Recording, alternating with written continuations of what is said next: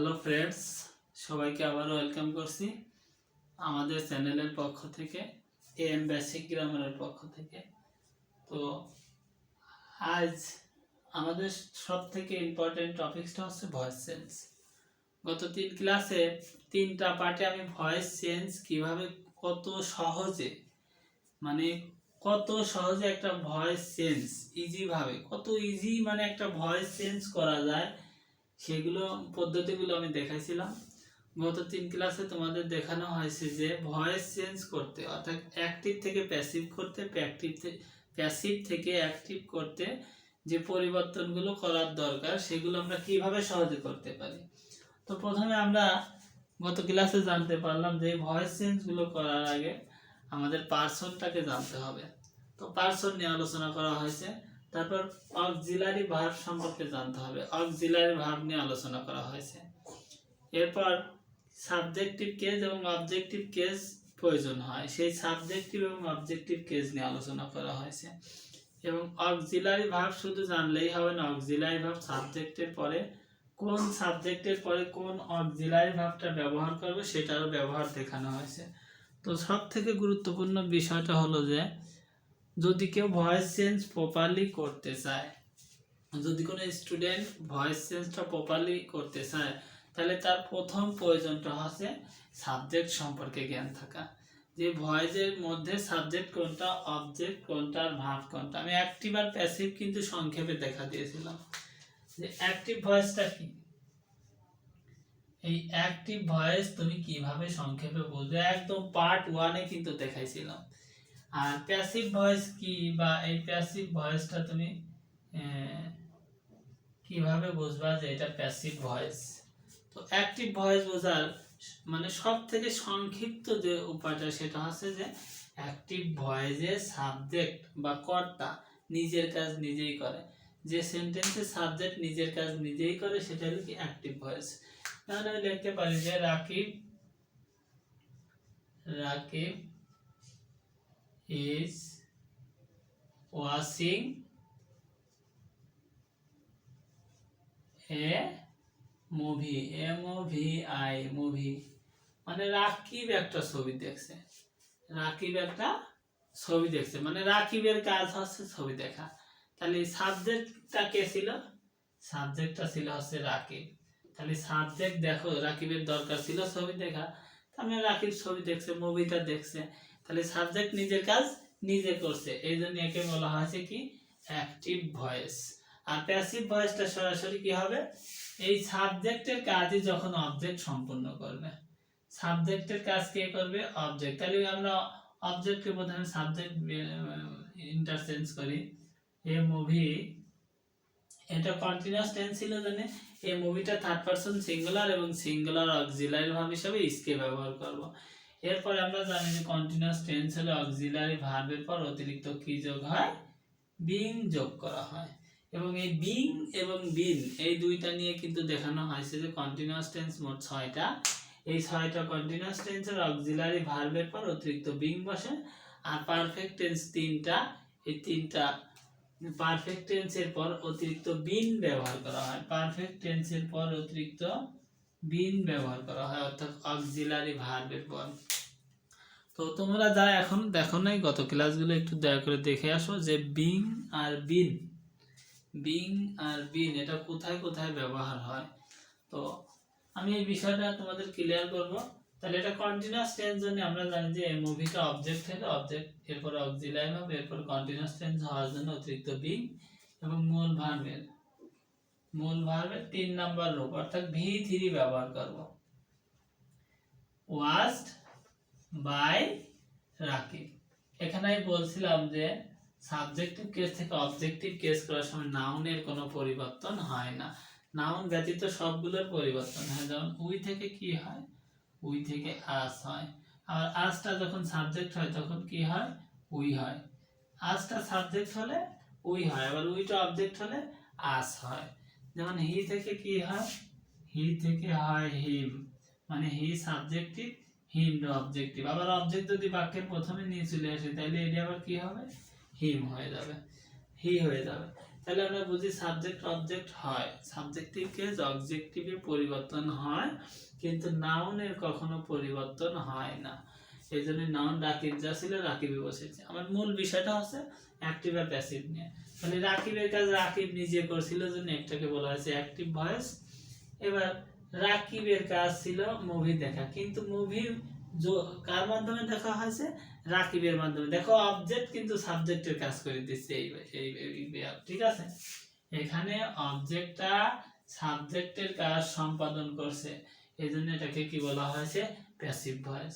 তো আর একটা সহজ এবং সংক্ষিপ্ত উপায় সেটা হচ্ছে যে প্যাসিভ ভয়েস চেনার একটা সংক্ষিপ্ত উপায় হচ্ছে এই প্যাসিভ ভয়েসে auxiliary verb plus V3 plus by plus অথবা ফর অথবা টু অথবা উইথ এইগুলো ব্যবহার করা হয়। অর্থাৎ প্যাসিভ ভয়েসে কাজটা অন্যের মাধ্যমে সম্পাদন করা হয়, এটা সহজেই বোঝা যায়। তো যাই হোক, আমরা আবারও সেই আগের আলোচনায় আর ফিরে যেতে চাই না। এখন আমাদের মূল ক্লাস আছে ইন্টারচেঞ্জ অফ ভয়েস, মানে ভয়েসের ভিতরের পরিবর্তনটা। তো সর্বপ্রথম আমরা তাড়াহুড়ো যদি আমরা করি তাহলে কোনো কিছু শেখা যাবে না।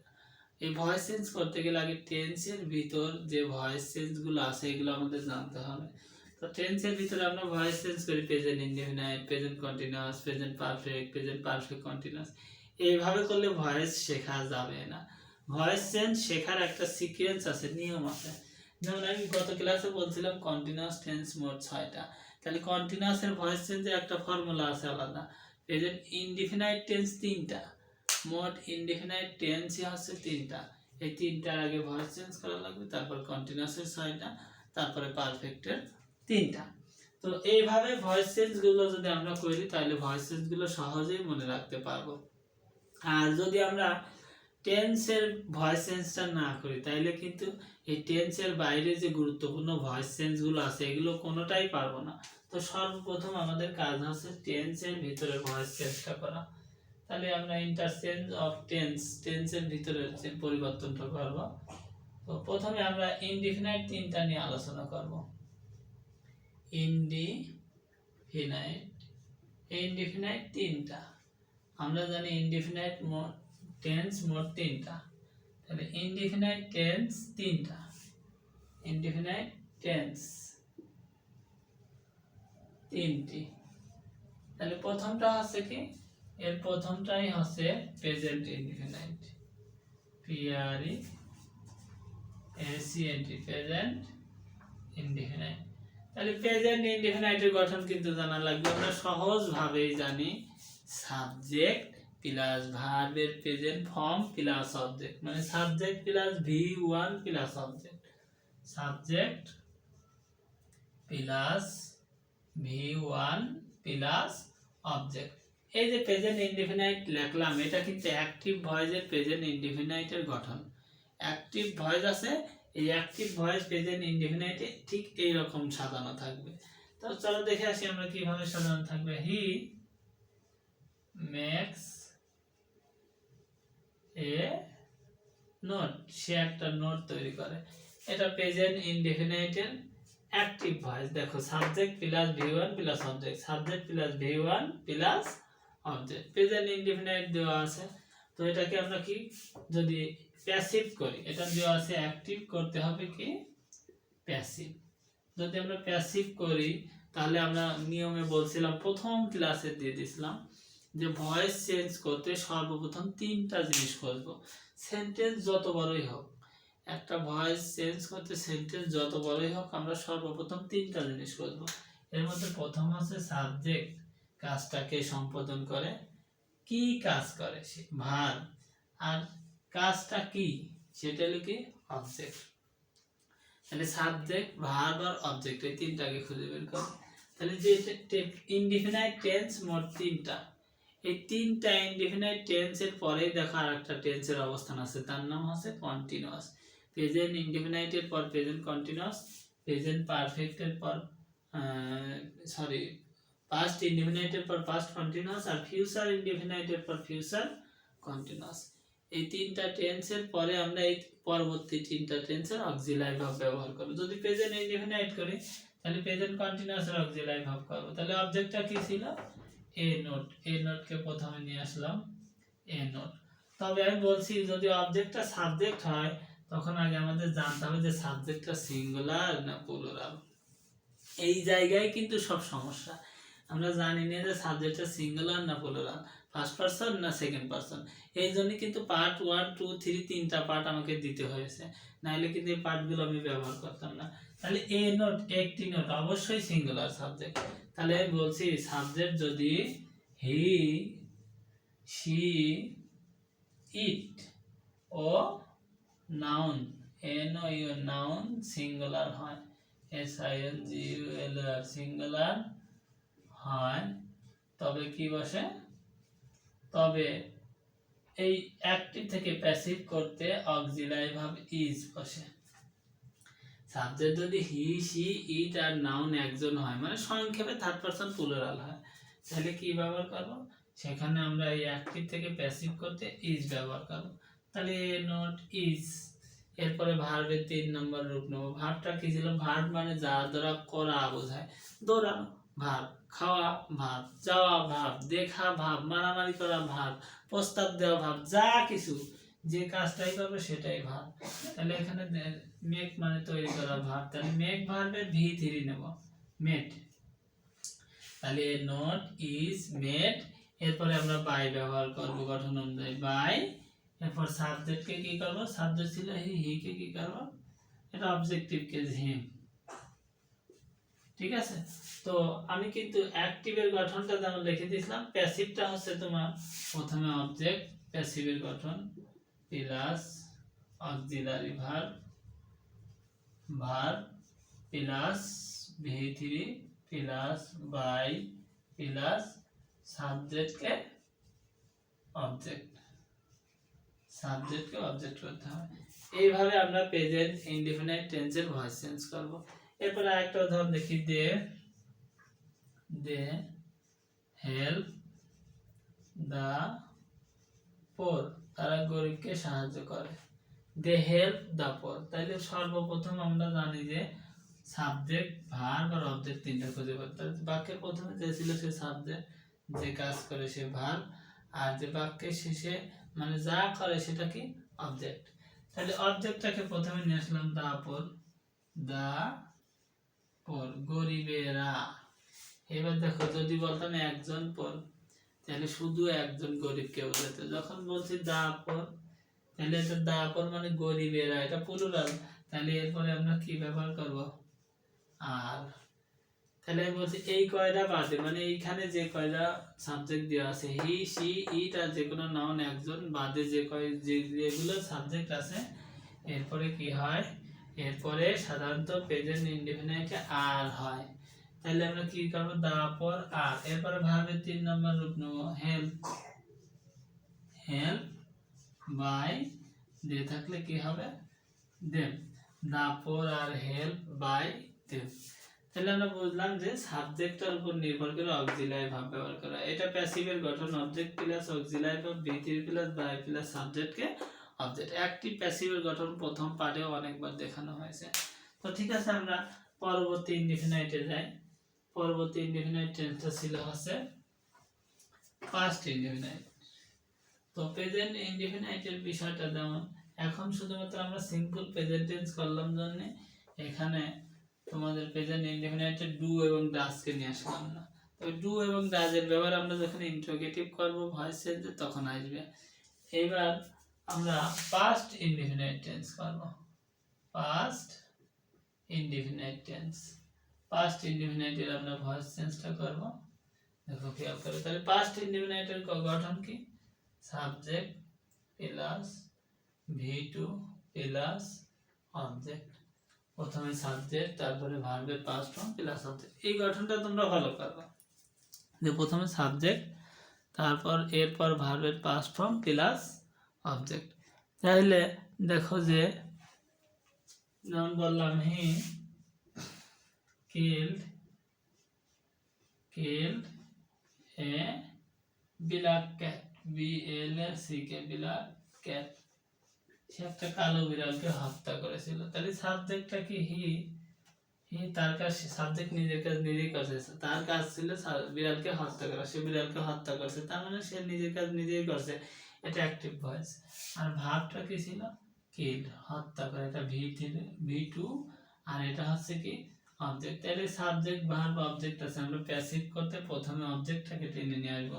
অবজেক্টটা কি ছিল, a black cat, BLACK, black cat. তাহলে এ ব্ল্যাক ক্যাট, এরপরে এ ব্ল্যাক ক্যাট একটি কালো বিড়াল, তাইলে যদি হি, শি, ইট, আর যে কোনো নামে একজনের মধ্যে দেখো যে ব্ল্যাক ক্যাটটা যে কোনো নামে একজন চলে আসে, ব্যক্তির নাম হোক, বস্তুর নাম হোক, প্রাণীর নাম হোক, জায়গার নাম হোক, রোগের নাম হোক, যাই হোক, যে কোনো নাম একজন আসলে পাস্ট কন্টিনিউয়াসের অক্সিলারি ভার্ব ওয়াজ বসবে, হি, শি, ইট, আর যে কোনো নাম একজন আসলে কি বসবে, ওয়াজ। তাহলে আমরা জানি পাস্ট ইনডিফিনাইটের ভয়েস চেঞ্জ করলে পাস্ট কন্টিনিউয়াসের অক্সিলারি ভার্ব লাগে কি কি, ওয়াজ আর ওয়ার, WERE। এর মধ্যে আমরা হি, শি, ইট আর যে কোনো নাম একজনের পরে ওয়াজ ব্যবহার করব। এরপর ভার্বের 3 নম্বর ফর্ম, ভার্ব কি ছিল, কিল, এরপরে বাই, এরপর সাবজেক্ট, সাবজেক্ট ছিল হি, এটা থেকে কি হলো, হিম। এইটাই কিন্তু তোমাদের বেশিরভাগ সমস্যা, এই জন্য তোমরা কেসটাকে ভালো করে নক আউট করবে। কেসটা যদি ভালো করে জানতে পারো তাহলে আর পরবর্তী ক্লাসে কোনো সমস্যা হবে না। তো পরে আর একটা সেন্টেন্স দেখি, যে হি notice a honest man and honest man, সে একজন সৎ লোককে লক্ষ্য করেছিল। তাহলে an honest man অবজেক্টটাকে আমরা প্রথমে নিয়ে আসলাম, and honest man। তাহলে এটা পাস্ট টেন্স, পাস্ট টেন্সের সাবজেক্ট দেখো হি, শি, ইট আর যে কোনো নাম একজনের মধ্যে আছে। তাহলে এটাকে আমরা কি করব, এরপর অক্সিলারি ভার্বকে কি দেব, ওয়াজ, an honest man ওয়াজ। এরপরে ভার্বের 3 নম্বর ভার্বটা কি ছিল, নোটিস, লক্ষ্য করা, কাজ করা বোঝাচ্ছে। তাহলে নোটিসড বাই, সাবজেক্ট কি ছিল হি, হি থেকে হিম। তারপরে উই কল দেম, আমরা তাদের ডেকেছিলাম। এইবার দেখো যে দেবটাকে কি হয়ে গেল, দেবটা বাক্যের প্রথমে এসে দেয়া গেল সাবজেক্টিভ। তাহলে এইবার হি, শি, ইট আর যে কোনো নাম একজনের মধ্যে নাই, তাহলে অক্সিলারি ভার্বে দুইটা বসে, তাহলে ওয়াজ একটা ওয়ার, হি, শি, ইট আর যে কোনো নাম একজন আসলে, অর্থাৎ থার্ড পারসন সিঙ্গুলার হলে ওয়াজ, বাদ বাকি সমস্ত ক্ষেত্রে ওয়ার। তাহলে কি এটা কি থার্ড পারসন, অবশ্যই থার্ড পারসন, কিন্তু একের অধিক, এই জন্য আমরা এখানে কি ব্যবহার করব, ওয়ার। তাহলে যে war called, CALLED, called by, subject উই ছিল, উইকে আমরা কি বানিয়ে নিলাম, অবজেক্টিভ কেস আস। এই হচ্ছে সিঙ্গুলার আর প্লুরালের ডাউট। এই সিঙ্গুলার আর প্লুরালের সমস্যাটা আমরা বুঝি না জন্য এই ভয়েস চেঞ্জ করতে পারি না। এরপরে পাস্ট, এরপরে আমরা ফিউচার ইনডিফিনাইট টেন্সের ভয়েস করব।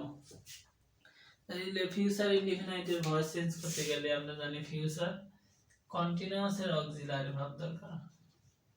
ফিউচার কন্টিনিউয়াসের অক্সিলারি ভার্ব কি কি ছিল, shall be, will be, shall be আর উইল বি, এই দুইটা ছিল ফিউচার কন্টিনিউয়াসের অক্সিলারি ভার্ব। তো ফিউচার ইনডিফিনাইটের আমি প্রথমেই কিন্তু বলছি যে টেন্সের ভয়েস চেঞ্জ করব, এর পরের টেন্সের অক্সিলারি ভার্ব নেব। ফিউচার ইনডিফিনাইটের ভয়েস করব, ফিউচার কন্টিনিউয়াসের অক্সিলারি ভার্বকে ব্যবহার করব। তাহলে দেখো হি উইল হেল্প মি, সে আমাকে সাহায্য করবে। তাহলে মি তার অবজেক্টিভ কে ছিল, এটাকে কি বানালাম, সাবজেক্ট। তাহলে এইবার সেই একই কথা, হি সাবজেক্ট যদি হি, শি, ইট আর যে কোনো নাম একজন হয়, তাহলে সেই ক্ষেত্রে উইল ব্যবহার করব, মানে থার্ড পারসন সিঙ্গুলার হইলে। তাহলে অবশ্যই এটা থার্ড পারসন না, এটা ফার্স্ট পারসন, তাহলে আই পরে শ্যাল, আই শ্যাল বি। এরপরে কি নেব, মূল ভার্বের 3 নাম্বার রূপ V3। তাহলে ভার্বটা কি ছিল, হেল্প, মানে সাহায্য করে, তাহলে help, I shall be help by, he থাকলে কি হবে,